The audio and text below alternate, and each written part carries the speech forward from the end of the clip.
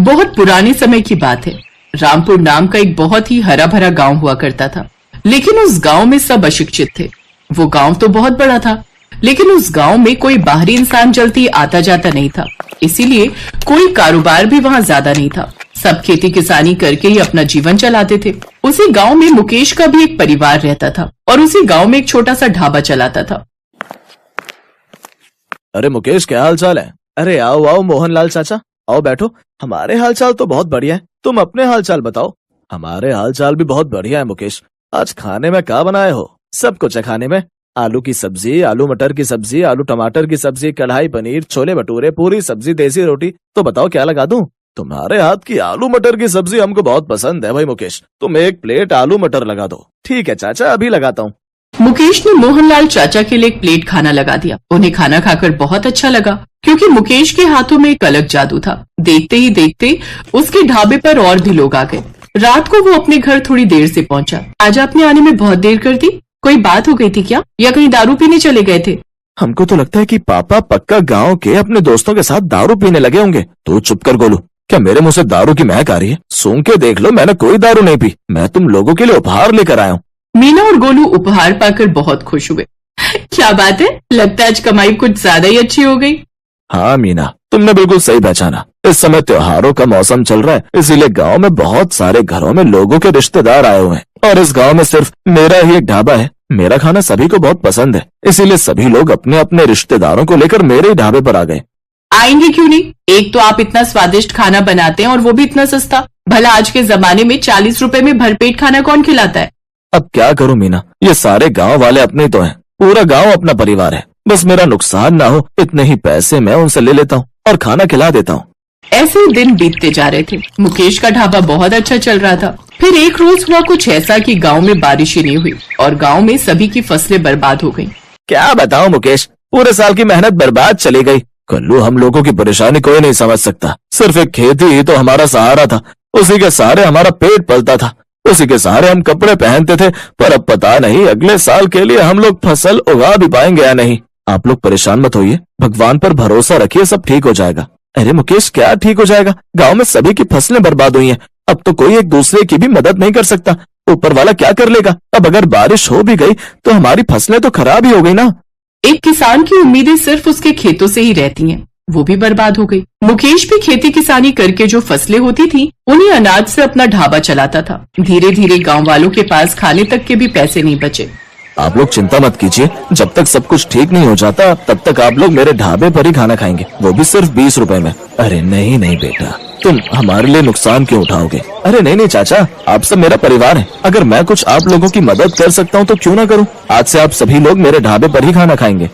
अब किसी के घर में खाने के लिए ना अनाज बचा था, ना ही ज्यादा पैसे, इसलिए मजबूरी में मोहन के ढाबे पर खाना खाने लगे। लेकिन कुछ दिनों बाद गांव वाले मुकेश से चिढ़ने लगे।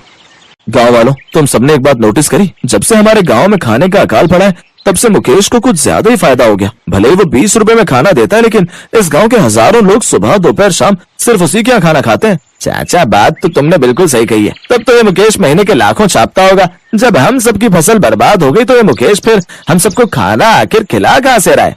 गांव वालों की ये सब बातें मुकेश ने सुन ली। उसने सारी बात जाकर अपनी पत्नी मीना को बताई। लोगों का तो यही फितूर है, किसी के लिए कितना भी कर दो कोई न कोई कमी वो निकाल ही लेते हैं। लेकिन मीना, मैं इस वजह से परेशान नहीं हूँ कि गांव वाले मुझ पर शक कर रहे हैं। मैं तो परेशान इस वजह से हूँ कि अब तो हमारे पास भी अनाज नहीं बचा। अब हम गांव वालों को खाना कहाँ से खिलाएंगे? 20 रुपए में हम खाना खिलाते थे, जिसमें मेरा बहुत नुकसान हुआ है। अब तो हमारे पास भी पैसे नहीं बचे। पापा, इसका मतलब आप अपनी जेब से पैसा खर्चा करके पूरे गांव को खाना खिला रहे थे और ये गांव वाले आपको गलत ठहरा रहे थे? हाँ बेटा, कुछ ऐसा ही समझ लो। इस तरह कुछ दिनों बाद मुकेश के ढाबे पर भी खाना खत्म हो गया। फिर एक रात मुकेश करीब आधी रात में गांव के ही एक मंदिर में गया। हे ऊपर वाले, कुछ चमत्कार कर दे, वरना इस गांव का नामो निशान मिट जाएगा। सब मर जाएंगे। जितना मुझसे हो सकता था उतना मैंने किया, अब सब कुछ आपके हवाले है। तभी मुकेश को भगवान ने दर्शन दिए। तुमने इस पूरे गांव की हमेशा ही रक्षा की है, उनकी सेवा की है। आज जब पूरा गांव और तुम्हारा खुद का परिवार भूखा मरने लगा, तब मैं तुम्हें अकेला कैसे छोड़ सकता हूँ? ये लो 1 रुपए का सिक्का, इसे तुम अपने ढाबे में रखना। इससे तुम्हारे ढाबे में कभी भी खाना और अनाज खत्म नहीं होगा। सबको जी भर के खाना खिलाओ और मैं आशीर्वाद देता हूँ कि अगले सीजन में पूरे गांव की फसल बहुत अच्छी उगेगी। अगली सुबह मुकेश ने अपना ढाबा एक बार फिर से खोल लिया। जैसे ही सबने देखा कि ढाबा खुल चुका है, सब उसकी तरफ देखने लगे। मुकेश ने देखा तो ढाबे में ढेर सारा खाना पहले से ही तैयार रखा था। मुकेश ने सभी गांव वालों को मुफ्त में खाना खिलाया। करीब 6 महीने तक वो गांव वालों को फ्री में खाना खिलाता रहा। मुकेश बेटा, अगर आज तू हम सबको खाना ना खिलाता तो ये पूरा गांव मर चुका होता। हमने तुझ पर शक किया, लेकिन तेरी ही वजह से आज हम जिंदा हैं। चिंता मत कीजिए, हम सब एक परिवार हैं और परिवार में लोग एक दूसरे पर शक भी करते ही हैं। कुछ महीनों बाद अगला सीजन आ गया और झमाझम बारिश हुई। सबने खेती किसानी की और सभी के खेतों में बहुत अच्छी फसल हुई। मुकेश, अब हम सबकी फसलें तैयार हो चुकी हैं, इसीलिए अब तू हम सभी को मुफ्त में खाना खिलाना छोड़ दे, वरना एक दिन तू सड़क पर आ जाएगा। अरे चाचा, तुम काहे चिंता करते हो? मेरे साथ ऊपर वाला है, और जब तक मेरे साथ ऊपर वाला है तब तक ना ही मुझे कुछ होगा और ना ही मेरे पूरे गांव को। मुकेश भैया, अगर तुम पैसे नहीं लोगे तो हम लोग तुम्हारे ढाबे पर खाना नहीं खाएंगे। चलो ठीक है, हम खाने के पैसे लेंगे, लेकिन आप सभी को मेरी कसम है कि जितने रुपए मैं खाने के लूं उतने ही रुपए आपको देने पड़ेंगे। ठीक है भैया, जितने रुपए में भी तुम थाली लगाओगे उतने रुपए थाली हम लेंगे। अब मुकेश ने फ्री में खाना खिलाना छोड़ दिया और ढाबे के बाहर लिख दिया 1 रुपए में भरपेट खाना। अरे मुकेश भैया तो 1 रुपए में खाना खिला रहे। मुकेश भैया तो हमारे गांव के लिए भगवान से कम नहीं है। मुकेश के ढाबे में खाना कभी कम पड़ता ही नहीं था, इसलिए हजारों लोग रोज उसके ढाबे में ही खाना खाते थे, जिससे वो हजारों रुपए हर दिन कमा लेता था, जबकि वो खाना सिर्फ 1 रुपए में ही बेचता था।